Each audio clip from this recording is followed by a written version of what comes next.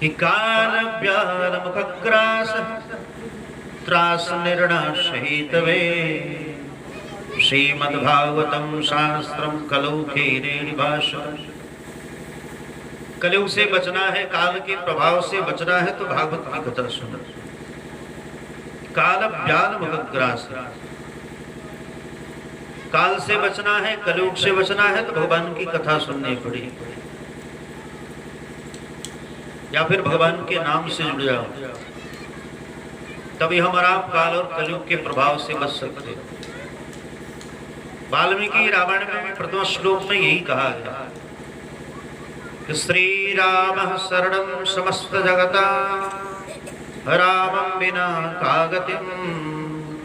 राम के बिना हमारा आपकी कोई गति नहीं। और काल डरता है किससे?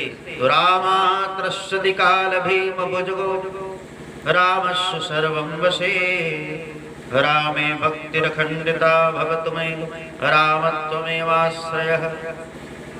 जिसने रामकृष्ण नारायण का आश्रय ले लिया और उसके ऊपर काल का प्रभाव रहेगा नहीं, ना ही समय का प्रभाव रहेगा।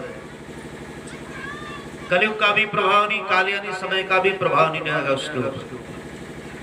जबकि हमारा आपके ऊपर समय का प्रभाव रहता है। जिसका जन्म हुआ उसकी वृद्धावस्था आएगी कन्फर्म है। दो ही चीज तो अपने आप में कन्फर्म है, एक जिसने जन्म लिया उसकी वृद्धावस्था आएगी और एक दिन उसकी मृत्यु होगी। ये कोई नहीं कह सकता कि आपका बेटा जनरल बनेगा कि कर्नल बनेगा कि अधिकारी बनेगा, क्या बनेगा। लेकिन ये भविष्यवाणी सब कर सकते हैं कि आपका बेटा एक दिन वृद्ध होगा और आपका बेटा मरेगा। ये दो चीजें अपने आप में सत्य हैं। लेकिन वही महापुरुषों के साथ ये बातें नहीं जुड़ती। आज तक जितने भी महापुरुष हुए वो काल और कलयुग के प्रभाव से वंचित हैं। उनके ऊपर काल और कलयुग का प्रभाव नहीं। जो भी महापुरुषों को उठा करके देख लो, वो कलयुग के हो या फिर सतयुग त्रेता द्वापर के हो, जब तक चाहे तब तक अपने आप में शरीर को रखें और जब चाहे तो इस शरीर का परित्याग कर दे। यानी उनके हाथ में मुक्ति भी उनके हाथों में है। भगवान ने स्वयं मुक्ति प्रदान की है महापुरुषों के हाथ में। इसलिए काल का भी अपने आप में उनके पास समय का कोई प्रभाव नहीं। इसलिए रामात्रस्यति काल भीम रामस्य सर्वं वशेत। हमारा आश्रय लेना है तो रामकृष्ण नारायण का आश्रय, किसी दूसरे का आश्रय। तो कल हमने निवेदन किया था भगवान के 24 अवतार हैं। 24 अवतारों के उपरांत भगवान ने यह भी कहा, ऋषो मनोदेवा मनोत्रा मोजसा कला सर्वे हरेरेव सब प्रजपस्ता। धरती पर ऋषि महर्षियों के रूप में भगवान ही अवतार लेते, लेकिन वो कला अवतार में अवतार लेते हैं, अंशावतार में नहीं। अंशावतार में राम कृष्ण वामन नरसिम्हा कश्यप, ये सब अंशावतार। और जितने अपने आप में साधु संत हैं, कौन संत? तो वाल्मीकि रामायण में अपने आप में निवेदन किया गया, ओम तपः श्रद्धाय निरतम तपस्वी महावृतम नारदम परिपप्रक्ष वाल्मीकिमुपंगवम। जो तप और स्वाध्याय में निरत है ऐसे महात्मा श्री वाल्मीकि जी महाराज, जो तप और स्वाध्याय में निरत हैं, लगे हुए हैं। साधु है कौन? जो साधना में लगा हुआ है, तप में लगा हुआ है, भजन में लगा हुआ है, वही साधु है। ओम तपः श्रद्धाय निरतम, जो निरंतर स्वाध्याय में लगा हुआ, कभी भागवत, कभी वाल्मीकि रामायण, कभी मानस, अनेक पुराणों का अवलोकन करता रहे, यानी तप और स्वाध्याय में जो निरत है वो महात्मा। इसलिए ऐसे महापुरुषों के शरणों में जाओ। प्रथम भगति संतन कर संगा। कैसे महापुरुष? ऐसे ही महापुरुषों के सानिध्य में कहा गया जिसके दर्शन मात्र से हमारा आपकी व्याधियां समाप्त हो जाती हों। ऐसे महापुरुषों के सानिध्य में जाना चाहिए जिनके अंदर विशेष लक्षण। तृतीय स्कंद में अपने आप में कपिल जी महाराज साधुओं के लक्षण बताते हैं, कौन कौन से लक्षण संतों के अंदर पाए जाते हैं। तो इसलिए ऋषियों के रूप में भगवान के भक्त अपने आप पे जो अवतार लेकर के आते हैं, ये महात्मा, ये भगवान के विशेष अवतार है, लेकिन कला अवतार। इस प्रकार भगवान के 24 अवतारों का हमने संक्षिप्त से कल वर्णन सुना। तदुपरांत महर्षि के असंतोष की व्याख्या है। 17 पुराण लिख डाले व्यास जी महाराज, लेकिन मन में शांति नहीं हुई। क्यों? क्योंकि जिसको जिधर जाना उधर उधर ही जा रहा है, उसके ऊपर कोई प्रभाव नहीं। तो व्यास जी महाराज को बड़ी चिंता हुई कि हमने इतने पुराण लिख डाले, लेकिन जितना प्रभाव समाज के ऊपर पड़ना चाहिए उतना नहीं पड़ रहा। बड़ी चिंतित हुई व्यास जी महाराज। व्यास जी महाराज चिंतित होने के उपरांत सरस्वती नदी के तट पर जाकर के विराजमान। जब सरस्वती नदी के तट पर जाकर के आचमन किया, प्रणाम किया, भगवान का स्मरण किया, हे प्रभु अब हमारी बुद्धि काम नहीं करी, हमने तो 17 पुराण लिख डाले हैं, इतना बड़ा इतिहास महाभारत लिख डाला, ब्रह्मसूत्र की रचना कर डाली, लेकिन तदुपरांत मन में शांति नहीं। उसी समय नारद का दर्शन हुआ। भगवान के मन ही महात्मा है नारद जी महाराज, ये आविष्कार बता। अभी सोच ही रहे थे तब तक नारद का दर्शन हो गया। नारद जी सामने प्रकट हो गए। नारद ने कहा कि हे पराशर महाभाग, हे पराशर नंदन व्यास, आप इतनी चिंता क्यों करें? आप तो सारी दुनिया के चिंता को हरण करने वाले हैं और आपके ऊपर ये चिंता झगले, क्या बात है? कहा कि महाराज क्या बतावें नारद जी, 17 पुराण लिख डाले लेकिन मन में संतोष नहीं हुआ अभी तक। कहा कि आपने 17 पुराण तो लिखे लेकिन उसमें भगवान के गुण कीर्तन के बारे में नहीं लिखा, और जो भी आपने पुराण लिखा उसमें उसी की व्याख्या बता दी। शिव महापुराण में शिव की व्याख्या, पूरा ब्रह्मांड शिव से ही बना हुआ है। मतलब शिव पुराण में पूरा मछली से ब्रह्मांड बना हुआ है, इसलिए लोग दिग्भ्रमित हो गए। और इसी बात को पुष्पदंताचार्य जी महाराज ने महिम्न स्तोत्र में कहा। पुष्पदंताचार्य जी महाराज महिम्न स्तोत्र में वैष्णव का मत देते हैं। त्रयी सांख्यम योग पशुपतिम तम वैष्णवमितिम प्रभिन्ने पृष्ठाने परमिति मदः पट्टमिति च रुचीनां वैचित्रां ऋजुकुटिल नानापथजुषां नृणामो एको गम्य तमसि पशयामरणं इवः। त्रयीसांख्यम योगः, उन्होंने कहा त्रयीसांख्यम योग पशुपतिम तम वैष्णवमितिम, एक वैष्णव का मत दे दिया। आपकी जिसमें रुचि हो ना उसकी पूजा करो। काली में, चंडी में, भवानी में, बरम में, रीडांगर में, आपकी जिसकी श्रद्धा हो उसकी पूजा करो। रुचीनां वैचित्रां ऋजुकुटिल नानापथजुषां, लेकिन अंत में कहते हैं कौन? नृणामो एको गम्य, एक ही गम्य है कौन? रामकृष्ण नारायण। यानी पूजा सबकी करनी है, निष्ठा पूर्ण रूप में भगवान में रखनी है। हमारा वैष्णो देवी भी दर्शन करने जाएं, हर जगह जाएं, लेकिन निष्ठा पूर्ण रूप में भगवान में रहें। शिव जी का भी दर्शन करें लेकिन निष्ठा भगवान पूर्ण रूप में भगवान पर आश्रित रहें। पूजा सबकी करें, निष्ठा एक होना चाहिए, सिर्फ नारायण, क्योंकि निर्णामो एको गम्य। व्यास जी महाराज इसलिए दिग्भ्रमित थे कि इनका 17 पुराण तो लिख डाले लेकिन मन में शांति नहीं, क्योंकि भगवान के बारे में लिखा नहीं। मूलतः भगवान श्रेष्ठ कौन श्रेष्ठ है? जिसकी पूजा में सबकी पूजा हो जाए वही है नारायण। रामकृष्ण नारायण की हमारा आपने पूजा कर ली, ब्रह्मांड के जितने देवी देवता है, ढेडांगर है, समझो कि सबकी पूजा हो। एक नारायण की हमारा आपने पूजा कर ली। इसलिए वैष्णव का मत दिया पुष्पदंताचार्य जी महाराज कि भैया आपकी जिसमें रुचि उसकी पूजा करो, लेकिन भगवान की अपने आप में निष्ठा पूर्ण रूप में भगवान को होना चाहिए। रामकृष्ण नारायण ये परम ब्रह्म है, इनमें पूर्ण अपने आप में विश्वास करो, जिसकी कृपा से पूरा ब्रह्मांड चल रहा है, जो हर जगह विद्यमान, हरि व्यापक सर्वत्र समाना, जो हर जगह विद्यमान है, लेकिन प्रेम प्रकट हो ही न जाए। आपसे अटूट प्रेम ढूंढते ठाकुर जी महाराज, 16 आना प्रेम, तब जाकर भगवान प्रकट हो। इस प्रकार भगवान के 24 अवतार, 24 में से 4 अवतार प्रमुख में वामन नरसिम्हा राम कृष्ण, में से 2 राम और कृष्ण, अंत में दी चांस कलह पुरुषा कृष्णस्तु भगवान। नारद जी महाराज ने कहा आप भगवान के गुण कीर्तन के बारे में थोड़ा लिखो तो सही। तब जाकर के व्यास जी महाराज ने 18वें पुराण के रूप में श्रीमद् भागवत महापुराण का लेखन किया, वो भी नारद के आदेशानुसार।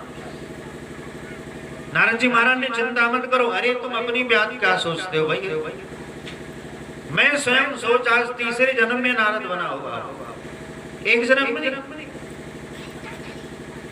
धनकादियों ने प्रश्न किया, हमने सुना है 10 पुत्र महायोगी, जिनके पुत्र सुखदेव जी महाराज महायोगी थे, उस व्यास के बारे में बताओ कैसे व्यास जी महाराज थे।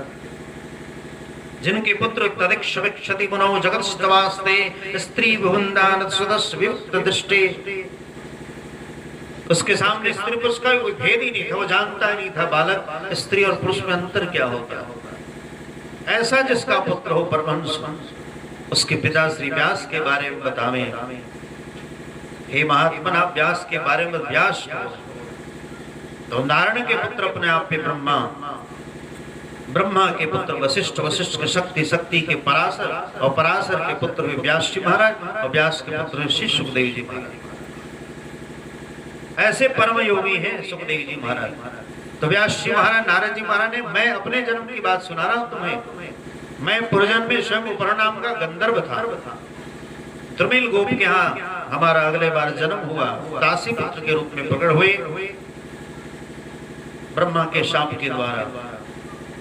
दूसरे जन्म में दासी पुत्र के यहाँ जन्म हुए, जिनके पिताश्री का नाम द्रुमिल गोप था। पिताश्री जंगल में चले गए भजन करने के लिए, मैया घर में रह गई, और ये अपने आप में माता से अब कोई आश्रय था नहीं, तो संतों की सेवा में चली गई। और जब आश्रम में गई तो वहां गाय का दोहन अपने आप में मिला कि जाओ गाय की सेवा करो। मैया बड़ी प्रसन्न होगी, चलो गाय की सेवा करने को तो मिला। तो छोटा सा बालक अपने आप में नारद जी महाराज और ये दोनों माता और पुत्र जाकर के गो सेवा में अपने आप में लगे। लेकिन नारद जी महाराज उनका तो मन भगवान में लगा रहता। उसी समय प्रारब्धानुसार चतुर्मास व्रत करने के लिए संत महापुरुष आ गए, और जब संत महापुरुष अपने आप में पधारे तब नारद जी महाराज का तो और मन लग गया। 4 महीने तक खूब समिधा लेके आते, तुलसी पत्र लेकर के आते, पुष्प लेकर के आते, और श्रीमन नारायण सुबह शाम आरती कथा होती तो उनका भी मन भगवान में लग गया पूर्ण रूपेण। संत जब जाने लगे चतुर्मास व्रत करने के उपरांत, नारद जी रोने लगे, बाबा मैं भी आपके साथ चलूं। उन्होंने दिव्य मंत्र दिया है, ओम नमो भगवते वासुदेवाय, द्वादशाक्षर मंत्र दिया है महापुरुषों ने, और कहा कि जब तक मैया है तब तक अपने आप पे भजन करो, मैया जब मरी जावे तब साधु बनना। माता से जब तक जिंदा है तब तक अपने आप में सेवा करो, माँ जब मरी जाए तब साधु बनना। अब नारद जी महाराज की चिंता बस एक ही थी, हमारा माई मर जाए तब साधु हो जाएगी। नारद जी प्रतिदिन यही सोच रहे, हमारी मैया मर जाती तब साधु हो जाते। अब तो नारद जी महाराज देखो, भगवान की भक्ति में अगर आप लग गए ना तो आपका जहां भी अपने आप पे कोई ब्रेकर भी होगा ना उसको ठाकुर जी तोड़ देंगे। जिसमें आपकी आसक्ति अधिक होगी, धन में, पुत्र में, पत्नी में, जगह में, जमीन में या फिर गोदाम में, जिसमें अधिक आपका प्रेम होगा और भगवान आपको अपनाना चाहेंगे, उसको सब नष्ट कर देंगे, उसका जगह जमीन समाप्त कर देंगे, उसका घर द्वार अपने आप में फंसा देंगे। उसके माता में अपने आप में शक्ति हो तो मैया को मार डालेंगे, पत्नी को मार डालेंगे। भगवान अपनी तरफ जिसको बुलाना चाहेंगे, उसकी जिसमें आसक्ति होगी उसको ठाकुर जी तोड़ देंगे। अब तो भगवान के भजन में मन लग गया। मन कहाँ लगा? भगवान के भजन में। अब सोचने लगे कि हमारी मैया मर जाती तो साधु हो जाते। एक दिन प्रातः काल मैया गाय दोहन के लिए गई, प्रातः काल, और जो ही गाय दोहन के लिए गई उसी समय अपने आप में सर्पोदस्पदाम स्प्राम कपड़ाम काल शोधिता, प्रातः काल अपने आप में सर्पदंश हुआ। और उसी समय माता से का प्रणंत हो गया, मैया मर गई। और जब मैया मर गई तो अपने आप में नारद जी बड़े प्रसन्न हो गए, चलो आराम से भजन करे भगवान। सरस्वती नदी के तट पर विराजमान हुए हैं नारद जी महाराज, और भगवान का स्मरण करते हुए जो मंत्र दिया था महापुरुषों ने, ओम नमो भगवते वासुदेवाय, इसी मंत्र का अपने आप में जप करना प्रारंभ किया।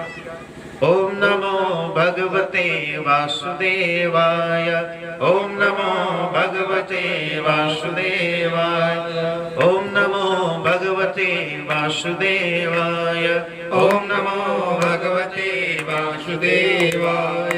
वासुदेवाय प्रभु वासुदेवाय, वासुदेवाय प्रभु वासुदेवाय।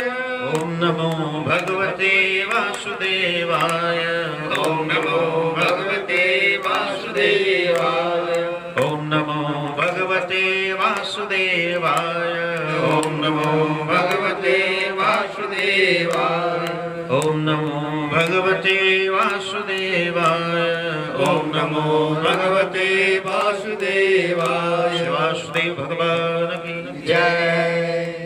दिव्य मंत्र का अपने आप को उच्चारण करना प्रारंभ किया।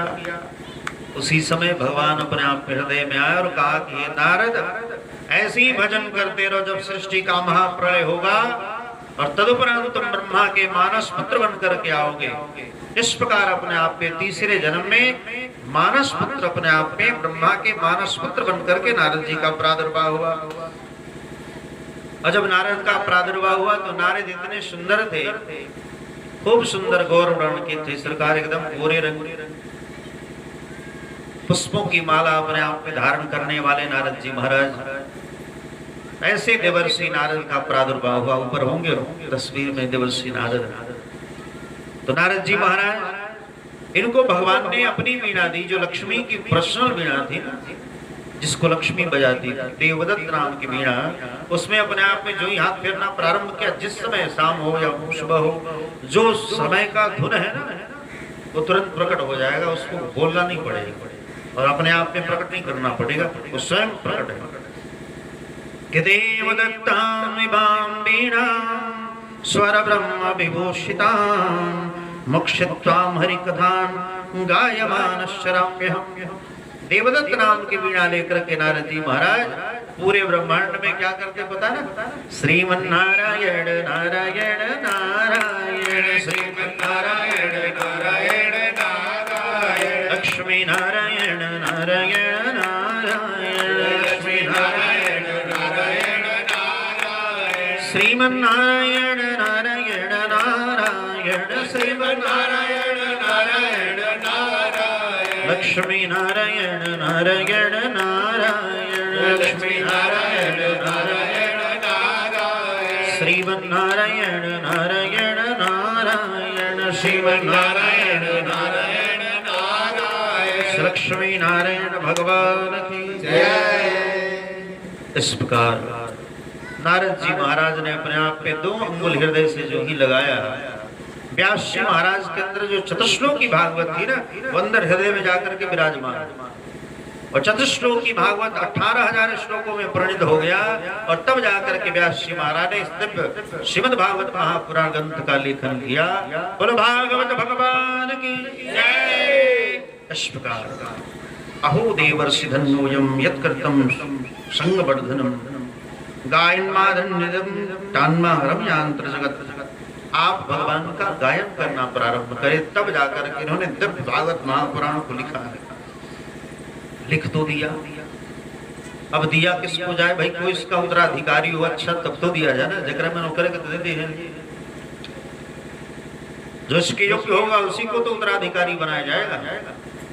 अब सोचने लगे कि इस समय अपने आप में इसके योग्य हैं कौन? कोई परमहंस महापुरुष होगा, कोई परमहंस महात्मा होगा, उसी को अपने आप में प्रदान किया जाए। तो परमहंस दुनिया में कौन था भाई? उस समय पता लगा कि परमहंस कोई दूसरा नहीं, सुखदेव जी महाराज। सुखदेव उनके पुत्र ही हैं, लेकिन सुखदेव जी महाराज ब्रह्म की समाधि में बैठे हुए। कौन जगाए उनको ब्रह्म की समाधि से? तो 2 श्लोक अपने आप ने उच्चारण किया है। आप ये 2 श्लोक शिष्यों को बोला जाओ और सुनाओ उसको। प्रथम श्लोक में भगवान के सुंदरी का वर्णन किया है कि वरहापीणं नटवर बपहु कर्णयो कर्णिकारं विप्रदवासः कनककपिशं वैजयन्तीं क्षमान् हरन्दान् वेणु अधरसुधया पूरयन् गोपवृन्दैः वृन्दावनं सपदर्वणं प्रावशद्कृतकृतभिः। भगवान छोटे से हैं अपने आप में, नटवर बपहु, छोटे से, 3 जगह से टेढ़े हैं ठाकुर जी महाराज। अपने अधरों पर बांसुरी लगाए हुए और कानों में कनेल का पुष्प धारण किया, कर्णिकार पुष्प। वराहपीणं नटवर बपहु कर्णयो कर्णिकारम, कानों में कनेल का पुष्प धारण किया। श्री जीव गोस्वामी जी महाराज अपने कर्म संदर्भ टीका में कहते हैं, ये जो संकेत पुष्प है, कर्णिकार पुष्प, एक कान में धारण किए। क्यों? ये संकेत पुष्प इसको कहते हैं। जब गोपियां अपने आप पे माता पिता वहां विराजमान है, पूछती आज किधर मिलन होगा इशारे से, तो तुरंत इस कान से निकाल करके इधर लगा लेते कि आज इधर को उच्चारण करने वाले हैं, आज इधर मिलन होगा। ये संकेत पुष्प इसको कहा गया। वराहपीणं, मयूर का पंख धारण करते हैं। वराहपीणं नटवर बपहु कर्णयो कर्णिकारम, कानों में कनेल का पुष्प धारण करते और अपने अधरों पर अपने आप में बांसुरी निरंतर रखते हैं ठाकुर जी का। शपथ कृतवी नंगे नंगे पैर पूरे ब्रज का अपने आप में नंगे पैर घूमते हैं, जूता चप्पल धारण नहीं किया। कब तक? 11 वर्षों तक। अब तो हमने हिंदी बोले का ओकरो को जूता किन के लिए आओ तुझे बहने सीख लो। लेकिन भगवान ने 11 वर्षों तक चरण पादुका धारण नहीं की। 11 वर्षों तक ठाकुर जी महाराज ने मुकुट धारण नहीं किया सोने का। आप सोने का मुकुट देख रहे हो ना, तो 11 वर्ष के बाद का सुदर्शन चक्र धारण किया 11 वर्ष के बाद जब मथुरा प्रवेश किए हैं तब, नहीं तो उससे पहले बांसुरी ही बजाते और उनका जो भी कार्य भी था ना सब बांसुरी से ही होता था, ठीक है ना। उनका जो भी कार्य होता था 11 वर्षों तक बांसुरी से, बांसुरी बजाई, ग्वाल बाल बछड़े सब चले आए, बांसुरी बजाई तो अपने आप में सिर्फ अर्धरात्रि में गोपियां चली। कोई भी कार्य हो तो निशम्य गीतम, सिर्फ अपने आप में बांसुरी बजाया। बांसुरी क्या है? एक इंस्ट्रूमेंटल सॉन्ग है, जैसे मशीन के द्वारा हमारा बनाते तो शिवकार वो भी एक सॉन्ग है बांसुरी। तो बांसुरी को अपने आप में बजाते हैं, बांसुरी से ही सब काम कर लेते हैं। लेकिन बड़ा होने के बाद बांसुरी से तो काम चलेगा नहीं। बड़े बड़े दुष्टों को मारना है तो सुदर्शन चक्र जी। इस प्रकार बाल्यावस्था में भगवान अपने आप में 11 वर्षों तक जूता धारण नहीं किया। क्यों? क्योंकि ग्वाल बाल में अपने आप में अहिर भी है, ब्राह्मण भी हैं, क्षत्रिय भी हैं, वैश्य भी हैं, शूद्र भी हैं। अगर मैं धारण करूंगा तो हमारे बाप के पास 9 लाख गाय हैं, बात अलग है, हम बड़े बाप के बेटे हैं। लेकिन ये ग्वाल बाल जो है ना, इनके तो माता पिता इतने सामर्थ्यवान है नहीं। और मैं अगर जूता पहनूंगा तो ये भी जाकर के अपनी मैया से कहेंगे, अरे मैया हमें भी कृष्ण जैसा अपने आप में पादुका चाहिए, तो बताओ। अब मैया के पास तो उतना समर्थ नहीं होगा तो रोएगी बैठ कर। इसलिए किसी को कष्ट ना हो इसलिए उन्होंने जूता चप्पल धारण नहीं किया, सोने का मुकुट धारण नहीं किया। और आज हमने के वो चप्पलों ले आओ थी, जब मैं गाँव के देखा तो देख ब्रांडेड कंपनी के चप्पल है, 5,000 के चप्पल किले वाली, 10,000 के चप्पल किले वाली, ये ब्रांडेड कंपनी का कपड़ा है। देख रहे 1,000-2,000 रुपए मीटर का कपड़ा है। अरे भैया कितना भी हो कपड़ा बस को ढकने का ही शरीर का काम करेगा, ये नहीं कि एक रस रसगुल्ला निकले। ये तो सिर्फ शरीर को ढकने का काम करेगा, ये नहीं कि इसमें से रसमलाई निकलेगा, तुम्हारा पेट भरेगा नहीं। इसलिए किसी को जलाओ हम इतना बढ़िया पहने हुए नहीं। तो इनके सौंदर्य का वर्णन किया कि भगवान कितने सुंदर हैं। मयूर का पंख धारण करते हैं, अधरों पर बांसुरी धारण करते हैं, नंगे नंगे पैर घूमते हैं। अरे भैया हमारा आपका कितना सौभाग्य है इस भारत भूमि पे रहने वाले हम मनुष्यों का, जो भगवान स्वयं समुद्र प्राप्त भी भगवान नंगे नंगे पैर आकर के बक्सर में घूमते हैं। भगवान नंगे नंगे पैर वृंदावन में घूमते हैं, बक्सर में घूमते हैं, अयोध्या में घूमते हैं। सोचो पैदल उघारे घोड़े गली गली बहुरैले, पैदल उघारे घोड़े गली गली बहुरैले, आइले त चंदा होके कीर्ति कमैले, आइले त चंदा होके कीर्ति कमैले, सिया के मुख चंद्र पर चकोर बन गईले, सिया के मुख चंद्र पर चकोर बन गईले। पूरे ब्रह्मांड का मालिक जब धरती पर आते हैं, हमारे जनकपुर जाते हैं, बक्सर आते हैं, वृंदावन में नंगे नंगे पैर घूमते हैं। सोचो कभी पादुका धारण नहीं किया और हमारा दुनिया को जलाते रहते। देखते हमारा ब्रांडेड कंपनी का जूता है, ब्रांडेड कंपनी का चप्पल है? इसलिए हमारा आपको शिक्षा देने के लिए भगवान की विशेष अवतार होता है, शिक्षा देने। तो उनके आचरण व्यवहार से हमारा आपको शिक्षा लें। वो किसी को नहीं जलाते तो हम भी किसी को नहीं जलाए भाई। इसलिए किसी को जलाओ मत। आपके पास धन है अच्छी बात है, उसको धारण करें, लेकिन ऐठ करके मत चलो कि हमारे पास इतना धन है। धन को आने में भी देर नहीं लगता, धन को जाने में भी देर नहीं। कैसे? जैसे सिरफल का फल होता ना, बेल का फल सिरफल। सिरफल जब हाथी खाता है तो अपने आप में सिरफल को खा जाता, खड़े खड़े खा जाएगा, उसको तोड़ करके खिलाने की आवश्यकता नहीं। लेकिन जब मल त्याग करता है तो सिरफल खड़ा ही त्याग करता है, सोचो। और जब उसको फोड़ करके आप देखोगे ना तो उसमें खुदा कुछ नहीं रहता, बस खोपड़ी रह जाती है। ऐसा समर्थवान हाथी है, सोचो। लक्ष्मी कैसे आती है और कैसे चली जाती है, वो सिरफल के समान। हाथी खड़े खा जाता है फल को, लेकिन मल त्याग करता है जब तो खड़ा ही अपने आप में निकलेगा, लेकिन तोड़ोगे तो उसके अंदर गुद्दा नहीं रहता, हाथी खा जाता अंदर अंदर। कैसे उसकी व्यवस्था है। उसी प्रकार लक्ष्मी अपने आप पे कैसे चली जाएगी, कैसे आएगी, कोई नहीं जाएगी। सिरफल की बात ही अपने आप को भी चली जाती, अंदर अंदर से दिखता नहीं कैसे जाती। इस प्रकार पहले श्लोक में सुंदर एक आवरण किया, भगवान कितने सुंदर है, सोचो। वो ब्रह्मांड नायक नारायण वैकुंठ में कभी पैदल नहीं घूमते। एक बार भगवान के मन के अंदर आया कि मैं वैकुंठ का प्रदक्षिणा करूं, पैदल घूमूं, थोड़ा देखूं वैकुंठ कैसा है। जो ही पैदल निकले बाहर, दरवाजे से बाहर निकले, उसी समय अपने आप पे गरुड़ जी महाराज आ गए। महाराज आओ हमारे पीठ पर बैठ जाओ, मैं वैकुंठ की यात्रा करा दूं। बोला कि नहीं, आज पैदल घूमने वाला। अच्छा, ऐसे है भगवान की व्यवस्था, सोचो। जो परमात्मा हमारा आपके ऊपर कृपा करने के लिए यहाँ पैदल पैदल घूमते हैं, सोचो। हम लोग लाट साहब जैसे पैदल नहीं चलना चाहते, लेकिन वो ब्रह्मांड नायक नारायण किस लिए? हमारा आपके ऊपर कृपा करना, सबके लिए। सिर्फ महापुरुषों के ऊपर कृपा करने के लिए भगवान के सारे कार्य होते हैं। इसलिए भगवान स्वयं ठाकुर जी महाराज भी अपने आप पे पैदल उघारे बूढ़े गली गली बहुरीले हैं। लेकिन वही वैकुंठ आदिपति नारायण भगवान जब अपने आप में वैकुंठ में सोचते हैं कि थोड़ा पैदल घूम लो, तो जो ही आगे बढ़ते पैदल घूमने के लिए, तब तक गरुड़ जी महाराज आकर के खड़े हो जाते। महाराज आप हमारे पीठ पर विराजमान हो जाओ, मैं वैकुंठ की यात्रा करा दूं। बोले कि नहीं, आज पैदल घूमने की इच्छा है। फिर उसको छोड़ करके आगे बढ़ते, तब तक जो ही आगे बढ़ते हैं तब तक शिविका वाहक आकर के खड़े हो जाते। महाराज दारुक सारथी आ जाता है सोने का दिव्य रथ लेकर के। दारुक सारथी आता है सोने का दिव्य रथ लेकर के। महाराज आप इस रथ के ऊपर विराजमान हो जाओ, मैं वैकुंठ की यात्रा करा दूं। बोले कि नहीं, हद कर दी यार, आज हमें पैदल घूमने की इच्छा है, पैदल में घूमना चाहता हूं,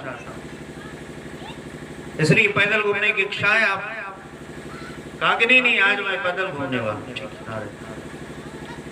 तो जो ही अपने आप पे फिर आगे बढ़ते हैं, इसको मना किया दारुक सारथी को, फिर आगे बढ़ते हैं घूमने के लिए ठाकुर जी महाराज वैकुंठ आदिपति नारायण।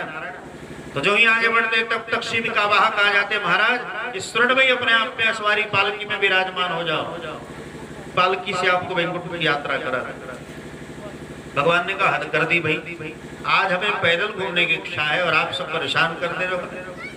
तब जाकर के भगवान अपने आप में सोचो, वैकुंठ आदिपति नारायण पूरे ब्रह्मांड में जितनी गलियां है ना, सारी गलियों में खूब सुंदर मखमली चादर बिछाए जाते हैं। मखमली चादर अपने आप पे चारों तरफ बिछाए जाते हैं। तदुपरांत उसके ऊपर कमल के अपने आप पे पुष्पों की पंखुड़ियों को बिछाया जाता है, और तदुपरांत अपने आप पे कमल के पुष्प को पराग को बिछाया जाता है, और तदुपरांत इत्र का छिड़काव किया जाता है। खूब सुंदर सहराई वाद्यंत्र बजते हैं, और तदुपरांत भगवान के चरणों में खूब सुंदर मखमली जूती धारण कराई जाती है। तब ठाकुर जी महाराज धीरे धीरे पैदल पैदल वैकुंठ की यात्रा करते हैं। लेकिन वही परमात्मा अपने आप में बक्सर और वृंदावन या अयोध्या या फिर जनकपुरी में जब जाते हैं तो पैदल उघारे घोड़े गली गली बहुरैले, पैदल उघारे घोड़े गली गली बहुरैले। लेकिन वही परमात्मा जब धरती पर आते हैं तो पैदल उघारे घोड़े गली गली बहुरैले। नंगे नंगे पैर अपने आप पे ठाकुर जी महाराज पंचकोश यात्रा करते हैं, जनकपुर की यात्रा करते हैं, वृंदावन में अपने आप में गाय चराते हैं। ये है भगवान। सोचो इतना बड़ा कैसे इतना छोटा हो जाता पता नहीं चलता। और आप इतने छोटे होकर के बड़ा बनना चाहते। छोटा बनने में जितना फायदा ना बड़े बनने में नहीं। शिष्य बनने में जितना फायदा गुरु बनने में नहीं, क्योंकि गुरु को जीवन भर देना है, शिष्य को तो अपने आप पे ग्रहण करना। तो ठाकुर जी महाराज ऐसे सामर्थ्यवान है। तो व्यास जी महाराज ने 2 श्लोक दिया। पहले तो भगवान के सौंदर्य का वर्णन कर दिया, दूसरे श्लोक में बकराम के दैत्य अपने आप पे अहो बकीयम स्तनकाल कूटम, जो बकराम दैत्य की अपने आप पे बहन पुतना थी, अपने अस्त्रों में कालकुट विष लगा करके भगवान को मारने के लिए आई। इस श्लोक को अपने आप में सुनाया और उस पुतना को अपने आप में भगवान ने स्तन पार करते करते करते करते उसका प्रणंत कर दिया और अंत में उसको माता का पद प्रदान कर दिया। जब इस स्वभाव को अपने आप में देखा है, सुखदेव जी महाराज ने इस श्लोक को जब सुना तो तुरंत आश्चर्यचकित हो गए। जो पुतना भगवान को मारने के लिए आई थी, उस पुतना को भगवान ने माता की गति प्रदान कर दी। कैसे श्रेष्ठ भगवान है भाई। आंख खुली, सुखदेव जी महाराज ब्रह्म की समाधि से बाहर निकले हैं और बाहर निकल करके अपने आप पे कहा, शिष्यों आप से इतने सुंदर सुंदर कहां से श्लोक सुन के आ रहे। कहा कि हमारे गुरुदेव सुनाते हैं। कहा कि आपके गुरुदेव हैं कौन। कहा कि हमारे गुरुदेव जी महाराज का नाम अनंत श्री कृष्ण द्वैपायन वेदव्यास महाराज, ये हमारे गुरुदेव का नाम है। तुरंत सुखदेव जी महाराज ने मुस्कुराए, कहा कि ये तो हमारे पिताश्री का नाम है। श्री गुरुजनों का नाम लेना हो तो उसके आगे कम से कम श्री तो जरूर लगाए। ये नहीं कि अपना नाम श्री श्री 1008 फलाने स्वामी जी महाराज और गुरुदेव जी महाराज का ऐसे ही ले लिए, नहीं, उसके आगे विभूतियों को लेकर के लगा करके लेना चाहिए। तो इस प्रकार शास्त्र का आदेश है, आप्त नाम गुरुर्नाम नामातिक प्रणस्य च श्रेष्ठ कामन ग्रहे वाष्टापत कलत्रयो। आप्त नाम, अपना भी नाम दिन भर नहीं लेना चाहिए। हमें लोग ये जानते फलाने शिलाने नहीं, दिन भर अपना भी नाम नहीं लेना चाहिए। आप्त नाम गुरु नाम, अपना नाम लेना हो तो दुनिया के लोग हमें गंगा पुत्र दंडी स्वामी के नाम से जानते हैं, हम नहीं जानते, लोग इस नाम से जानते हैं। आप्त नाम गुरु नाम, गुरु जी का भी नाम लेना हो तो अनंत श्री संपन्न श्री श्री 1008 श्री श्रीनिवासाचार्य स्वामी जी महाराज, ऐसे गुरुजनों का नाम लेना चाहिए। आप नाम गुरु नाम नामाति कृपणस्य च, जो कृपण व्यक्ति हो, मच्छर आदमी, गांव में मच्छर होगा करिए सब, मच्छर आदमी में बोला सब, तो जो मक्खीचूस आदमी हो ना उसका दिन भर नाम नहीं लेना चाहिए। प्रातः काल स्मरण नहीं करना चाहिए, अगर दर्शन हो जी तो जतरा बिगड़े।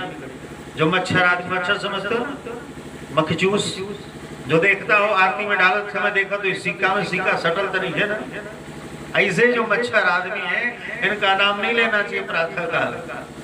आप नाम गुरु नाम नामाति कृपणस्य च श्रेष्ठ कामन ग्रीव्याष्टापत कलत्रयो। इस प्रकार गुरुजनों का भी नाम नहीं लेना चाहिए, मक्खीचूस का भी नाम नहीं लेना चाहिए। एक मक्खीचूस था सेठ, गया स्नान करने मथुरा यमुना, तो वहां के पंडा ने कहा बाबा पहले आप संकल्प करो तो स्नान करो। सेठ ने पूरा पाकेट देख लिया, 1 रुपया उसको नहीं मिला। पंडित जी महाराज ने कहा चिंता मत करो, अपना एड्रेस बताई तो मैं आपके गांव पर आकर के 1 रुपया ले लूंगा। एड्रेस बताई दिया, पंडित जी महाराज ने अपने आप में लिख लिया अपने डायरी में। पंडा के पास आप भी जाओगे ना बद्रीनाथ केदारनाथ, तो आपके पूर्वज लोग जहाँ पहुंचे होंगे ना, उनकी बही खाता उनके पास रहती है, पंडों के पास। तो वहां पर अपने आप पे पंडा जी महाराज ने कहा चिंता मत करो, मैंने आपका नोट कर लिया स्थान, आकर के आराम से पैसा बाद में ले लेंगे। कुछ दिन के बाद पंडा अपने आप पे कहा कि चलो 1 रुपया लेकर के आते हैं सेठ जी महाराज के पास से।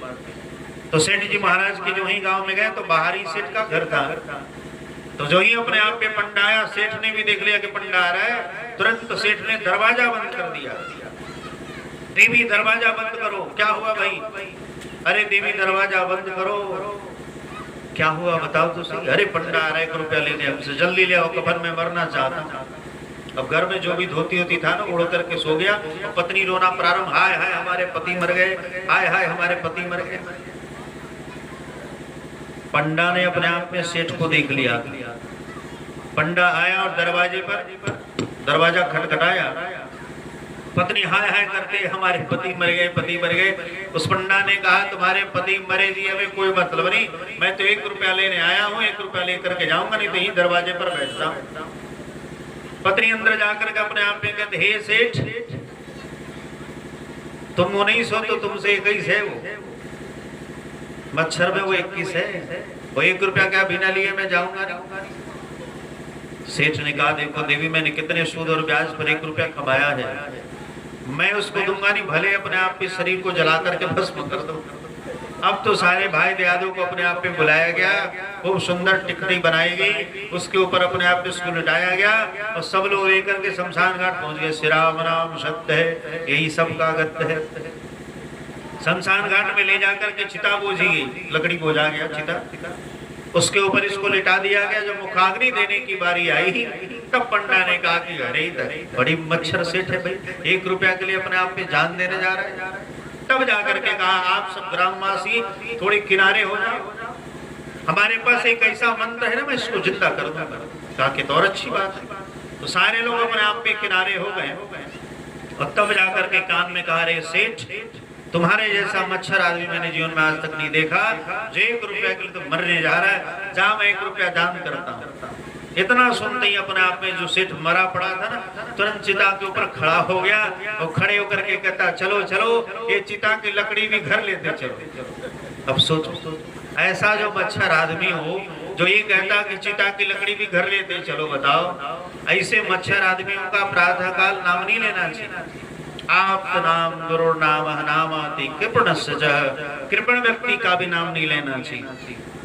और गृहस्थाश्रम में पत्नी को पति का नाम नहीं लेना चाहिए। गृहस्थाश्रम में पत्नी स्त्रियों को जिनका विवाह हो गया ना, पत्नी को अपने पति का नाम नहीं लेना चाहिए। पति को पुकारना है तो बच्चों के नाम से, हे लड्डू के पापा, यानी जो भी बच्चों का नाम हो, टेंगरा चेंगरा लड्डू बर्फी पेड़ा जो भी हो, उस बच्चों के नाम से पति को पुकारना चाहिए लड्डू के पापा, ठीक है ना।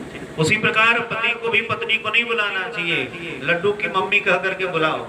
या फिर जिस गांव से आई हो उस गांव के नाम से अपने आप में, उत्तर प्रदेश हो तो उत्तर प्रदेश वाली, बिहार वाली हो तो बिहार वाली, यानी जिस गांव से आई हो उस गांव का नाम लेकर के बुलाना चाहिए। क्योंकि हमारे सनातन धर्म में जो विवाह होता है ना, विष्णु स्वरूप वाराया लक्ष्मी श्रुभन्या, विवाह के दिन वो वर होता है साक्षात विष्णु स्वरूप होता है, कन्या कोई कन्या नहीं, साक्षात उस समय लक्ष्मी स्वरूपा होती है। इसलिए नाम स्मरण नहीं करना, नहीं तो फिर आयु घट जाती है। श्रेष्ठ काम कलत्रय, इस प्रकार अपने आप में शास्त्र के अनुसार आप नाम गुरु नाम नामाति कृपण, कृपण व्यक्ति का भी नाम नहीं लेना चाहिए। पत्नी को पति का नाम नहीं और पति को पत्नी का नाम नहीं लेना चाहिए। सुखदेव जी महाराज ने सुना कि तो हमारे गुरुदेव का नाम है। गुरुदेव को सुनते ही अपने आप में सुखदेव जी महाराज तुरंत चल दिए हैं शिष्यों के साथ। तो तब जाकर के जन्मादस्य से लेकर के तब नमामि हरिं परम तक पूरी भागवत की कथा व्यास जी महाराज ने सुखदेव जी को समर्पित की। बोले सुखदेव जी महाराज की जय, श्रीमद् भागवत महापुराण की जय।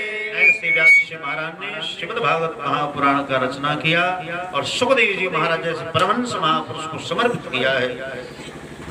आगे किस प्रकार से भागवत महापुराण, आगे संकादियों ने प्रश्न कर दिया है, प्रभु आप ही बतावें भागवत महापुराण किस प्रकार से अपने आप सुखदेव जी महाराज ने कब कैसे और कहां सुनाई, आप इसके बारे में बताने की कृपा करें। महाभारत के उपसंहार का वर्णन किया है। महाभारत में अपने आप के सारे मारे जा चुके हैं कौरव, दुर्योधन बचा हुआ है, 2, 4, 5 लोग ही बचे हुए हैं। कृपाचार्य, अश्वत्थामा, दुर्योधन, ये सब बचे हुए। इधर 5 पांडव तो सुरक्षित हैं ही, लेकिन दुर्योधन भी अपने आप पे लौलवान होकर के गिर पड़ा है। उसी का स्मरण करते हैं श्री व्यास जी महाराज कि यदा मदे कौरव सिंचयानां वीरेश्वथो वीरगदिंगतेषु मृगोदराविद गदाभिमर्शः मृगो नृदंडे धृतराष्ट्रपुत्रे। उस धृतराष्ट्रपुत्र के अपने आप पे गदा युद्ध में बेचारा लहूलुहान होकर के गिर पड़ा है। उसी का स्मरण कर रहे हैं श्री व्यास जी महाराज। ऐसे जब सारे कौरव मारे जा चुके हैं तब जाकर के अपने आप में दुर्योधन जल समाधि लेकर के सरोवर में जाकर के छिपा हुआ था। भगवान ने 5 पांडवों के अनुसार पता लगाया है कोल भीलों से पता लगाया दुर्योधन है कहाँ। तब पता चला कि अपने आप में तो जाकर के छिपा हुआ है सरोवर में। भगवान 5 पांडवों को लेकर के वहां पहुंचे हैं और 5 पांडवों को लेकर के पहुंचने के उपरांत कहा कह रहे दुष्ट दुर्योधन जब अपने 99 भाइयों की हत्या करा दी और आज मृत्यु के भय से जाकर के सरोवर में छिपा हुआ, निकल बाहर। नहीं निकला। भीम जी महाराज ने अपने आप पे बोला, रे दुष्ट पापी, दुष्ट दुर्योधन, तूने अपने 99 भाइयों की हत्या कराने के उपरांत राजबंधु के भय से सरोवर में छिपा हुआ है। अगर तूने अपनी माता का दूध पिया है, निकल बाहर। इतना कहती जल को चीरता हुआ बाहर आया। दुर्योधन भी साधारण नहीं था, कलयुग का ही अवतार है दुर्योधन। उसका पूरा शरीर ही वज्र का था, टूटने वाला नहीं था, जांग को छोड़कर। तदुपरांत अपने आप पे दोनों के बीच में घमासान युद्ध हुआ और अंत में देखते देखते भगवान ने इशारा किया, अरे मूर्ख, लड़ते लड़ते मर जाओगे, इसका कुछ बिगड़ने वाला नहीं, इसके जांग के ऊपर प्रहार करो। तब अपने आप में भीम जी महाराज ने गदा का प्रहार किया और उसका जांग तोड़ दिया है, विदीर्ण कर दिया है। इसी का स्मरण कर रहे श्री व्यास जी महाराज कि यदा मृधे कौरव संजयानाम वीरेश्वथो वीर गतिम गतेषु भृगोदराविद गदा विमर्शः भृगोर्दंडे धतराष्ट्रपुत्रे। उसी का स्मरण किया है व्यास जी महाराज। गदा युद्ध में बेचारा लहूलुहान होकर के गिर पड़ा है। उसी समय अपने आप में दूर से देख रहा था अश्वत्थामा पहुंचा है। मित्र, आज तुम्हारी ये गति देख करके हमें बड़ी हंसी आ रही है, क्योंकि तूने आज तक हमें सेनापति नहीं बनाया। कभी भीष्माचार्य, कभी द्रोणाचार्य, कभी कर्ण, कभी कृपाचार्य हमें बनाए होते तो पांचों पांडवों का सर तुम्हारे सामने ले आकर कर दिया होता। इस दुष्ट के अंदर आशा की किरण नजर आई और तुरंत अपने रक्त का है उस ब्राह्मण के ऊपर तिलक कर दिया। सोचो तो हमारा तिलक किसका करते हैं? अक्षत रोड़ी का, कुंकुम का, चंदन का, और इसने अपने रक्त का ही तिलक कर दिया विजयश्री का। जाओ, सेनापति नियुक्त किया। अश्वत्थामा ने रात्रि में आक्रमण किया है शिविर के ऊपर। इधर भगवान सब जानते हैं, पांचों पांडवों को लेकर के मार्कंडेय ऋषि की कुटिया पर पधारे हैं। इधर पांचों पांडवों के स्थान पर पांचों पुत्र सो रहे हैं। अश्वत्थामा ने आकर कहा, युधिष्ठिर के शिविर की सुरक्षा कौन करेगा? तो महाभारत में वर्णन है, उस समय भगवान भूतभावन भोलेनाथ भगवान ने आदेश किया, आप यहाँ रहो और शिविर की सुरक्षा करो। अश्वत्थामा भगवान का अंशावतार है, शिव का। तो शिव का अंशावतार होने के कारण अश्वत्थामा वहां पहुंचा है। और अश्वत्थामा ने शिव की बड़ी सुंदर स्तुति की है कि हरिस्तेषाम् अस्त्रं कमल बलिबादाय पदयो यदोकोने तस्मिन् निजमुदहर नेत्र कमलं गतो वक्त्युद्रेका परितमसो चक्र बपुषा तृणायां रक्षायै हर त्रिपुर जागरति जगतां। शिवजी महाराज बड़ी प्रसन्न हो गए। शिवजी का काम क्या है पता है? विनाश करना। वो विनाश के देवता समझ गए क्या संहार होने वाला है। इतना बड़ा महाभारत हुआ, हमें बुलाया नहीं गया, आज बुलाया गया। इसका मतलब आज संहार होने वाला है। और तुरंत चंद्रहास नामक खड्ग दे दिया है। ये लो अश्वत्थामा और चंद्रहास नामक खड्ग को लेकर के अंदर गया। शिविर में पांचों पांडव सो रहे थे, पांचों पांडवों के पांचों पुत्र सो रहे थे। पहले तो धृष्टद्युम्न को मारा, उठाया, अपने आप को उठा करके खटखट खटखट काट डाला है। तदुपरांत पांचों पांडवों के बच्चों का सिर धड़ से अलग किया है और लेकर के दुर्योधन के पास पहुंचा है। जो ही दुर्योधन ने देखा कि अरे वाह, जो भीष्माचार्य, द्रोणाचार्य, कृपाचार्य नहीं कर पाए, कर्ण नहीं कर पाया, आज हमारा मित्र अश्वत्थामा कर दिया है। लाओ सबसे बड़ा मस्तक, रात्रि का समय था, कहा कि लाओ सबसे बड़ा मस्तक, भीम का मस्तक हमें दो। जो ही सबसे बड़ा मस्तक अपने आप में दिया, उसी समय गुस्सा तो था ही, गुस्से से जो ही दबाया है, चिड़ चिड़ हो गया है। कहा करे दुष्ट ब्राह्मण, ये तूने क्या कर दिया? अरे ये भीम का मस्तक नहीं हो सकता। जब कुरुक्षेत्र युद्ध में अपने आप में तुम्हारी प्रचंड गदा भीम के मस्तक से टकरा दी थी, चिंगारियां प्रकट होती थी, ये भीम का मस्तक नहीं हो सकता। एक बार दबाने पर चिड़ चिड़ हो गया। जो ही चंद्रमा के प्रकाश में देखा, कहा करे दुष्ट ब्राह्मण, ये तूने क्या कर दिया? आज तो तूने हमारे कुल खानदान का सर्वनाश कर दिया। अरे कभी तो इनको दया आती और हमारे नाम से तर्पण कर देते, हमारा उद्धार हो जाता। आज तो तूने हमारे कुल खानदान का सर्वनाश कर दिया। इन पांचों बच्चों ने हमारा क्या बिगाड़ा था? जब सोए हुए अपने आप में पांचों बच्चों को तो मार करके लेके चला है। प्रातः द्रौपदी जब शिविर में पहुंची है, बड़ी कष्ट हुआ है देख करके। धड़ अलग पड़ा हुआ, सिर है ही नहीं, पांचों पांडव मार्कंडेय ऋषि की कुटिया के उपरांत जब शिविर में पधारे हैं, तो रुदन कर रही है द्रौपदी, अपने आप में विलाप कर रही है। उसी समय अपने आप में भगवान समझ गए किसी दूसरे का नहीं, ये तो अश्वत्थामा का काम, क्योंकि आज उसके जैसा पराक्रमी अब दुनिया में कोई नहीं। तुरंत भगवान समझ गए, देखा तो अपने आप में माता से रुदन कर रही है द्रौपदी कि माता शिशूनाम निधनम सुतानाम निसम्य घोरम परिपत्यमाना। माता सी रो रही, हाय हाय हमारे बेटों ने क्या बिगाड़ा था दुष्टों का, जो धड़ से रख करके सिर लेके चले गए। अर्जुन ने कहा देवी चिंता मत करो, जिसने भी लेकर के गया मैं उसके मस्तक को लेकर के आऊंगा, और उसके मस्तक पर तो बैठ करके अपना अपने अभिषेक करना, तो स्नान करना, ऐसा संकल्प लिया है। और भगवान समझ गए, तुरंत रथ के ऊपर बैठ गए हैं। और बैठने के उपरांत जो ही आगे बढ़े, क्या हुआ, एक अद्भुत घटना अश्वत्थामा देखा कि अब तुम्हें बचने वाला नहीं, पीछे से दिव्य रथ आ रहा है, आगे भगवान सारथी बने हो, पीछे गांडीधारी अर्जुन विराजमान है। मृत्यु के भय से अपने आप में भाग रहा था, अब सोचा कि बचेंगे नहीं, तो ब्रह्मास्त्र का प्रयोग कर दिया। जो ही ब्रह्मास्त्र का प्रयोग किया कि ततः प्रागतः तेजः प्रचंडम सर्वतो दिशम, चारों दिशाओं में अपने आप में प्रचंड अग्नि फैल गई। अर्जुन जी महाराज हाय हाय करने लगे, महाराज बचाओ, कृष्ण कृष्ण महाबाहो भक्तानभयंकरः तमेको देवानानाम अपर संसदः, हे कृष्ण हमारी सुरक्षा करो, नहीं तो ये ब्रह्मास्त्र जला करके भस्म कर देगा। भगवान ने कहा, मूर्ख, विषम विष औषधि, विष की औषधि विषी होती है, तुम भी ब्रह्मास्त्र का प्रयोग करो। और तब जाकर के ब्रह्मास्त्र का प्रयोग अर्जुन जी महाराज ने किया है। दो ब्रह्मास्त्र टकराने वाले थे, उसी समय अंगिरा और नारद ऋषि जी महाराज ने आकर के दोनों को रोक लिया। सोचो क्या अद्भुत महापुरुषों का पराक्रम है। अपने तप के प्रभाव से एक तरफ दोनों तरफ महापुरुषों ने दोनों दिव्यास्त्रों को रोक लिया, पकड़ लिया हाथों में। सोचो, नहीं तो दोनों दिव्यास्त्र टकराते तो 12 वर्षों का काल पड़ता। और दोनों को हाथों से अपने आप पे, एक नारद ने, एक अंगिरा ऋषि ने पकड़ लिया। कैसा तेज है, पराक्रम है महापुरुषों का, तप कैसा है।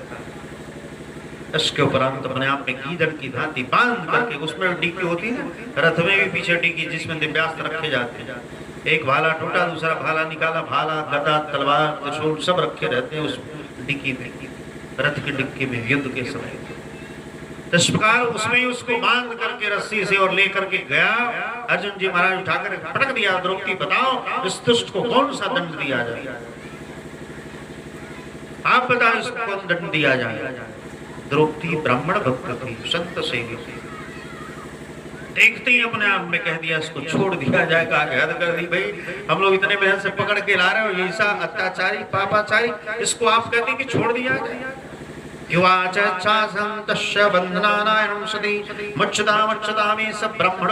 गुरु, नहीं तो ब्राह्मण गुरुपुत्र है, इसको छोड़ दिया जाए। ये तो साक्षात द्रोणाचार्य है हमारे गुरुजी महाराज, वही आज अश्वत्थामा के रूप में विराजमान है। सहेस भगवान द्रोण प्रजारूपेण वर्तते, ये तो साक्षात द्रोणाचार्य के पुत्र ही द्रोणाचार्य के रूप में विराजमान है। अगर अपने आप इनका वध हो जाए तो इनकी मैया अकेला पुत्र, मैया श्राप दे दी, पूरी कुल खानदान का विनाश हो जाए। इसलिए ब्राह्मण कैसा भी मारना नहीं चाहिए। यो को पितः ब्रह्म कुलम राजन्य रजितांभवी तम कुलम प्रदीक्षाम सारवन्नम सुचारपदम। अरे कहीं अपने आप में इसके भैया ने साप दे दिया, पूरे कुल खानदान का विनाश हो जाएगा, इसलिए इसको छोड़ दिया जाए।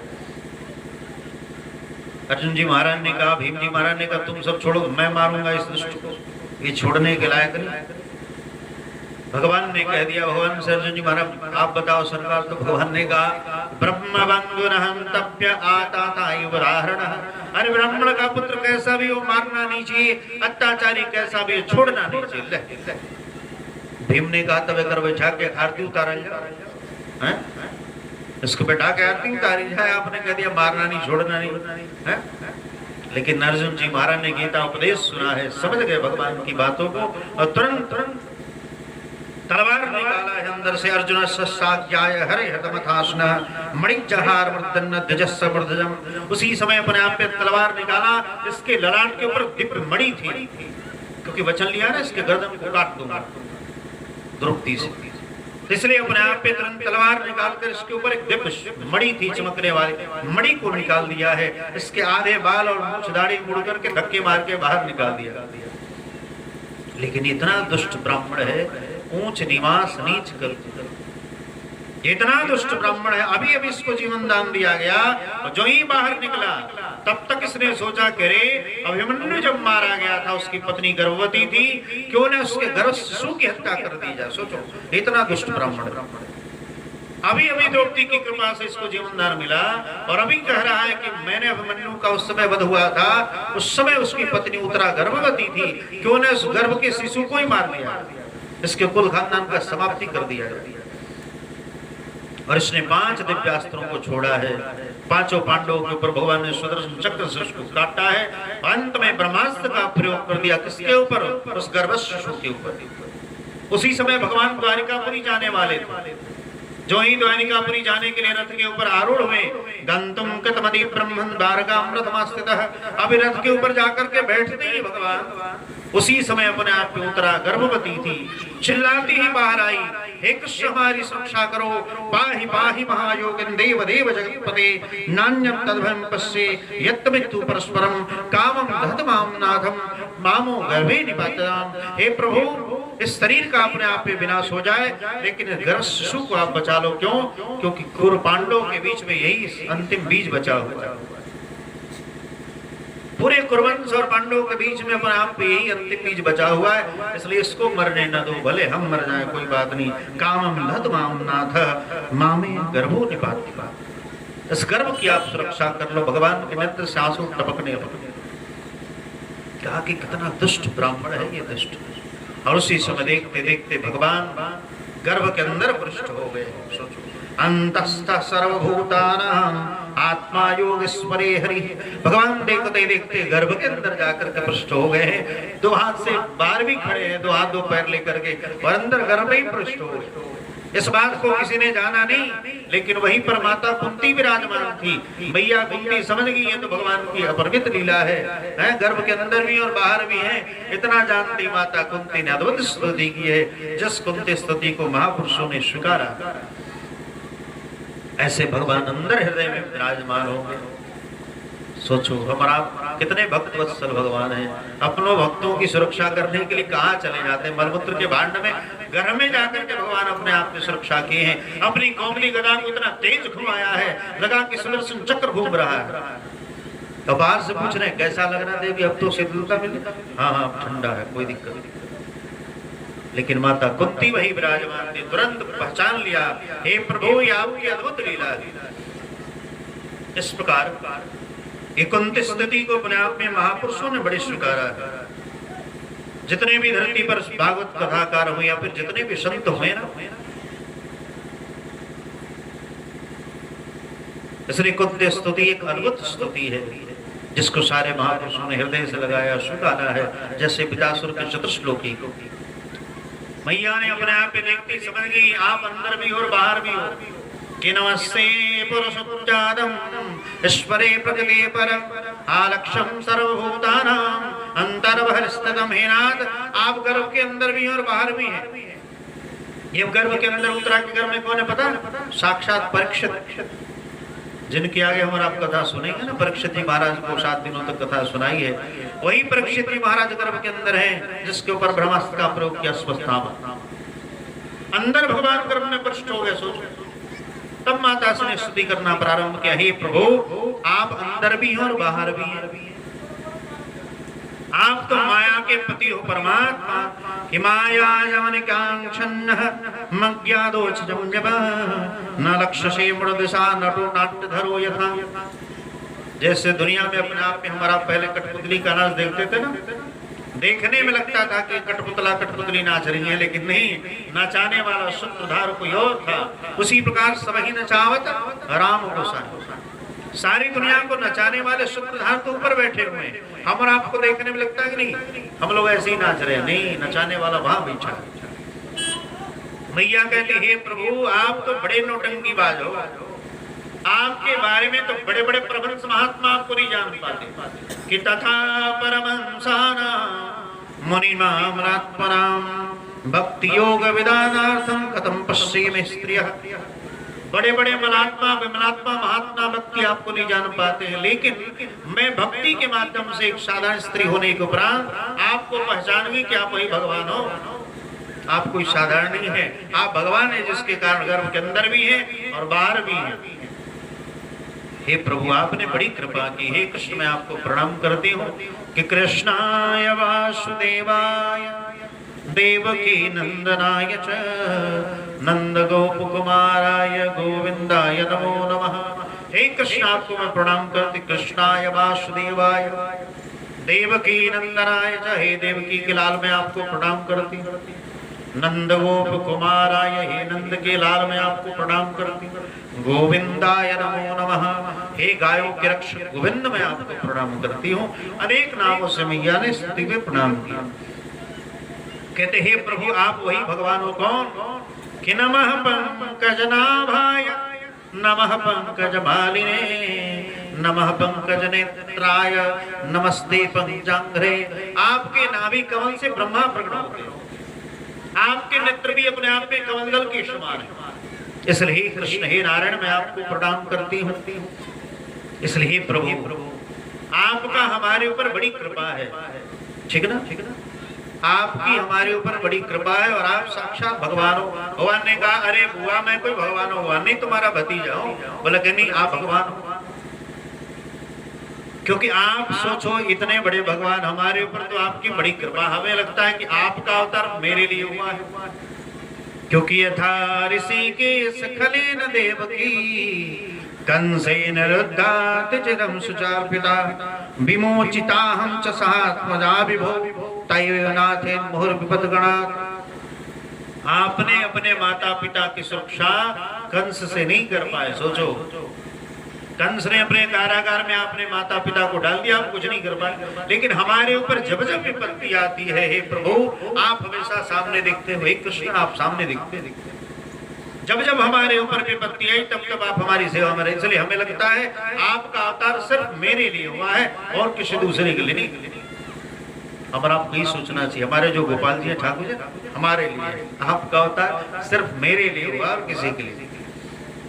तभी बनाते हैं हमारे ऊपर जब जब विपत्ति आती है, प्रभु आप हमारी सुरक्षा में निरंतर लगे रहते हो।